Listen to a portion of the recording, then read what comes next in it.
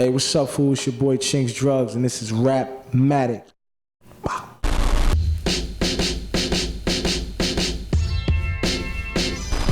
RapMatic Presents Battle Code, the most intriguing battle rap podcast impacting the culture. What's happening, handsome? You now tuned in your boy Low to let you know what's up when I'm rolling up, huh? Ace click faster, the Harlem still at 8 train slick, hear me. You now tuned in the Battle Code on RapMatic, huh? Go get this work. Brace yourself and don't miss out on a cultural revolution. All right, so the infamous Fight Club Remy and Lady Luck battle. I was in Japan.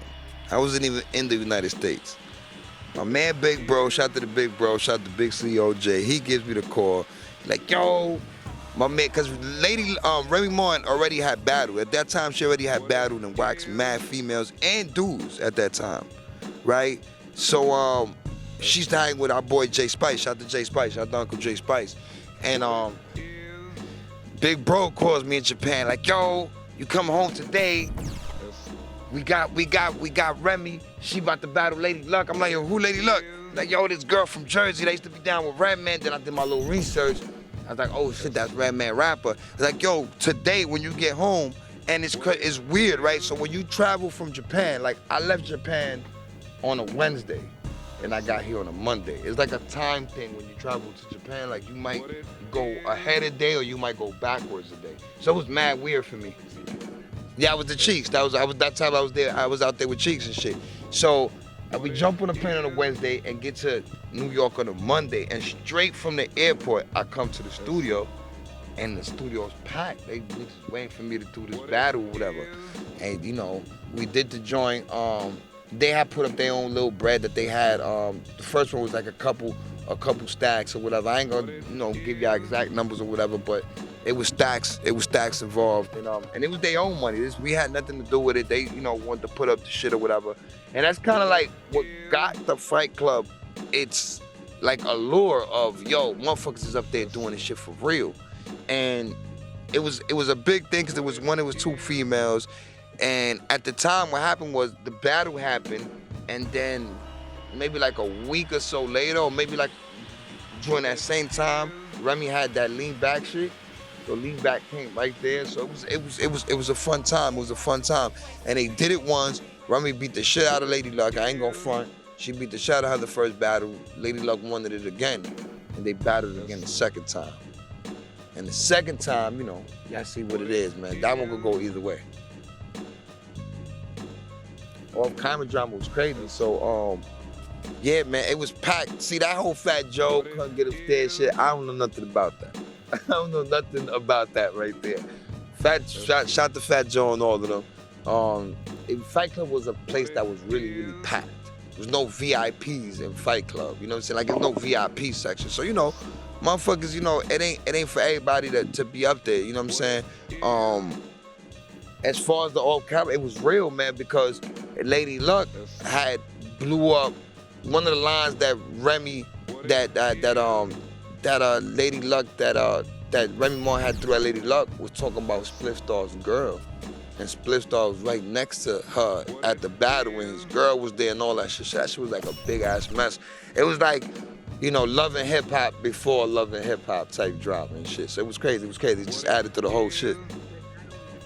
I mean, look, I thank God that something that we did impacted the world, because a lot of people, niggas come from the hood where niggas is broke. A lot of people's lives has changed because of fucking battling.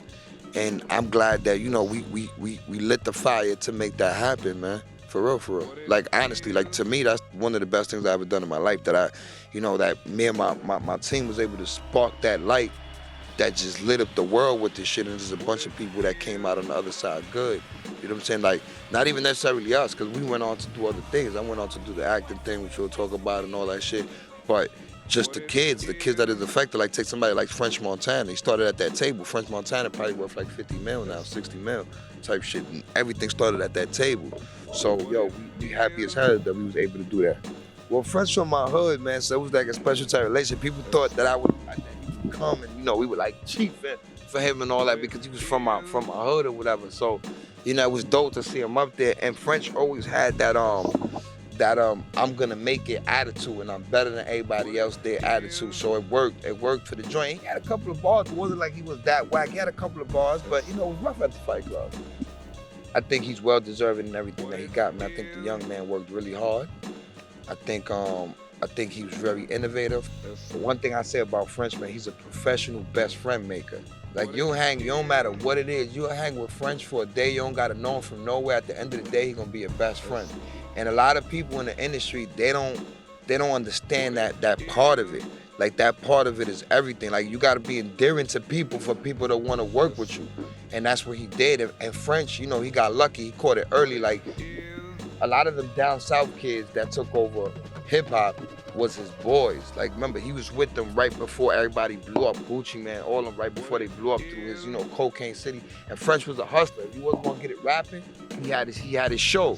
So, you know, it was just befriending the right people at the right time and having that drive, you know.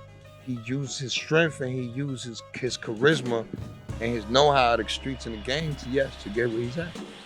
Word, man. And congratulations to French too, man. He just became the president of Bad Boy Records, man. Shout out to my boy. So, so the legendary Philly and New York battle that we had at Fight Club, man, it was a legendary thing, man, because at the time, man, it was the two biggest cities in the world when it came to battling, New York and Philly. You know, Philly always had them bars and all that. So to see the both cities go at it, and it started out as a 1-against-1 battle. That's what a lot of people don't know. But everybody wanted each other's heads. So, you know, we said, this is how we're going to do it. We're going to do Philly versus New York. And I got to send my apologies to Philly, too, because we're supposed to do one here and one in Philly. We never got to do the one in Philly. So, shout to them for that. So you would know better than me, too. That's crazy. Holler the Dawn. We said them just now. Holler the Dawn, Eddie Norris, Holler the Dawn. No, it was a holler in there. It was another holler in Hollow Man, Eddie Norris, Cicero, Remy, and Tech 9. Word. Murder Move. And then Fuck Your Life, Axel. I want to say what's the name was in there too, but I don't remember. My man from Far Rockaway. Remember the 5 Rockaway? Dark skin, damn, what's his name? And we did that all over the country, man, because, you know, on the Fight Club tour, man, we would go anywhere. That's how it would be. We would bring the winner from the state before with us to the state that we would go to next and shit.